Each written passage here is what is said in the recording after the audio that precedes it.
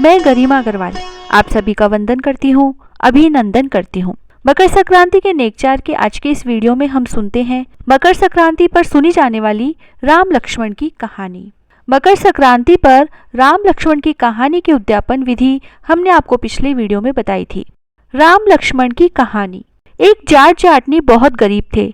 एक दिन जाटनी जाट से बोली, मैं तुम्हें 4 रोटी बना के दूंगी, तुम नदी किनारे जाना, वहाँ राम और लक्ष्मण आते हैं, वहाँ जाकर कहना राम बड़े लक्ष्मण छोटे, वो बैठे अम्बे की डाली, वो बैठे चंबे की डाली, मिट्टी का दशरथ बनावे, माखन मिश्री का भोग लगावे, दे परिक्रमा घर को आवे। जाट रास्ते में याद करता चला गया, परंतु वहां जाके भूल गया और वहां जाकर बोला, लक्ष्मण बड़े राम छोटे, वो बैठे अम्बे की डाली, वो बैठे चंबे की डाली, मिट्टी का दशरथ बनावे, माखन मिश्री का भोग लगावे, दे परिक्रमा घर को आवे। राम लक्ष्मण से बोले, लक्ष्मण तुम्हें इसने बड़ा बताया है, तुम कुछ दे दो।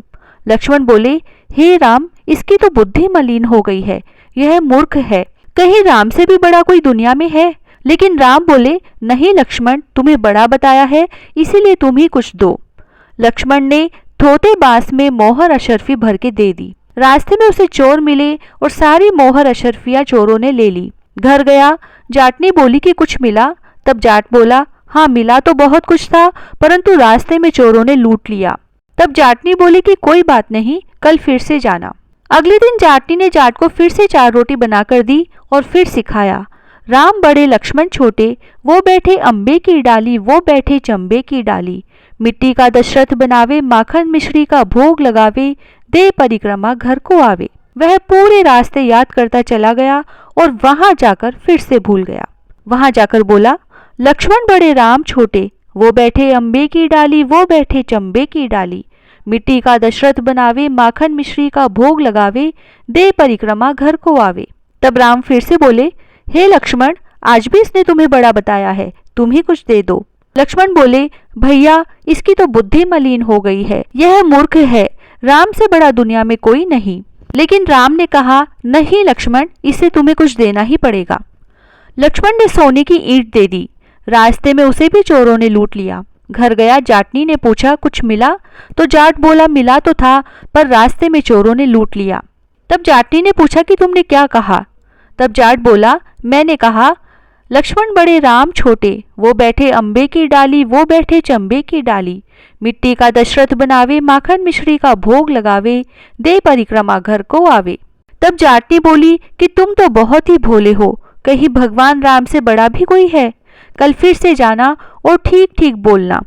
अगले दिन फिर से जाट गया और उस दिन उसने ठीक ठीक बोला, राम बड़े लक्ष्मण छोटे, वो बैठे अम्बे की डाली, वो बैठे चंबे की डाली, मिट्टी का दशरथ बनावे, माखन मिश्री का भोग लगावे, दे परिक्रमा घर को आवे। लक्ष्मण बोले, हे राम, आज इसको अक्ल आ गई है, आज तो इसको कुछ दे ही दो।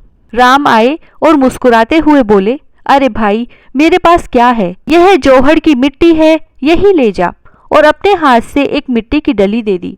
तब जाट बड़बड़ करते हुए घर जाने लगा कि जाटनी ने उल्टी सीख दी, रोज तो सोना चांदी मिला करता था और आज ये मिट्टी की डली मिली है, और वह मिट्टी की डली लेकर घर आ गया।